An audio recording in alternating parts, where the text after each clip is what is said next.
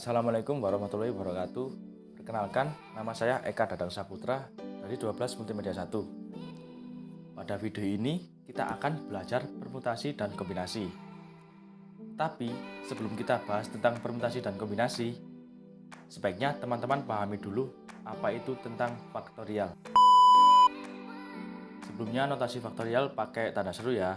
Ingat, faktorial dari bilangan bulat positif n yang dilambangkan dengan n faktorial.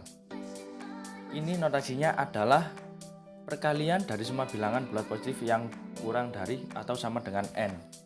Jadi, definisi faktorial itu seperti untuk n bilangan bulat positif. N faktorial itu artinya kita mengalihkan bilangan n dengan bilangan sebelumnya sampai 1. Contoh, misalnya kita mau mencari nilai dari 3 faktorial. 3 faktorial ini kita mengalihkan 3 dengan bilangan sebelumnya. 3 kali 2 kali 1. Ingat sampai 1. Contoh lagi, 5 faktorial.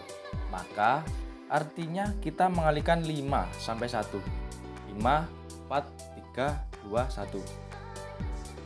Ini kita kalikan dan hasilnya adalah 120.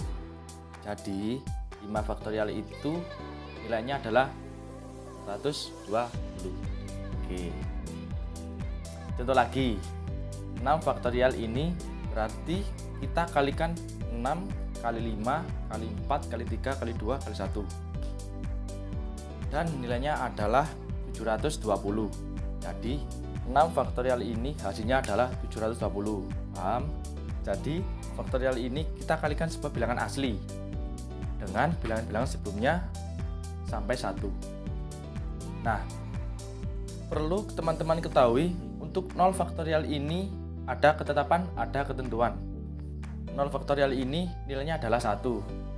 Oke, nah sebagai contoh perhitungan faktorial, tentukan nilai dari 10 faktorial dibagi 8 faktorial. Yang untuk persoalan seperti ini, teman-teman tidak harus mencari nilai atas secara keseluruhan dan nilai bawah secara keseluruhan. Ada triknya. 10 faktorial dibagi 8 faktorial. Nah, 10 faktorial ini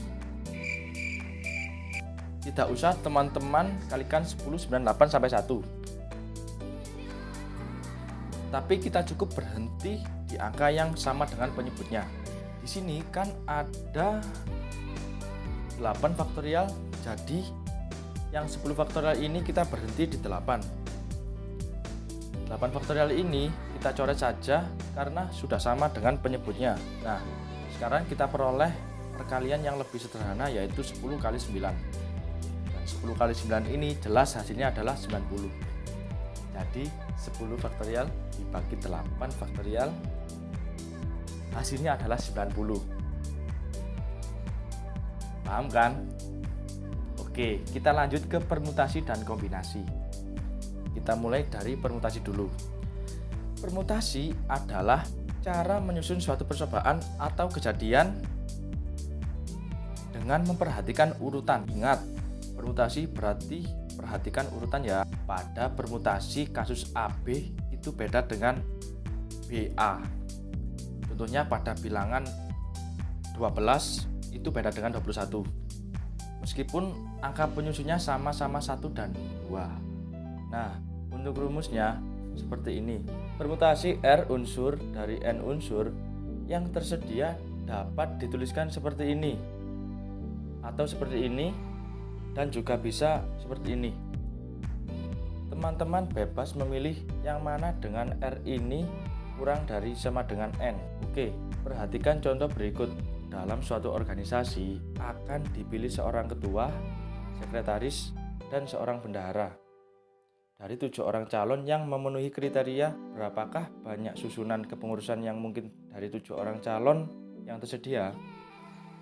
Oke, teman-teman perhatikan. Misalnya 7 orang calon yang tersedia ini kita misalkan adalah A, B, C, D, E, F, dan G.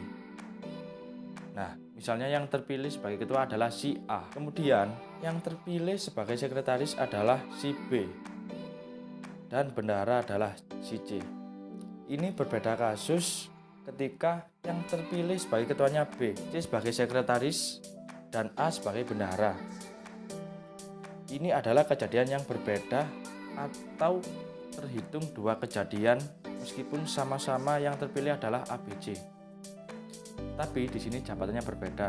Nah, dari sini teman-teman bisa lihat ternyata untuk kasus pemilihan ini urutan itu diperhatikan ABC ini berbeda dengan BCA.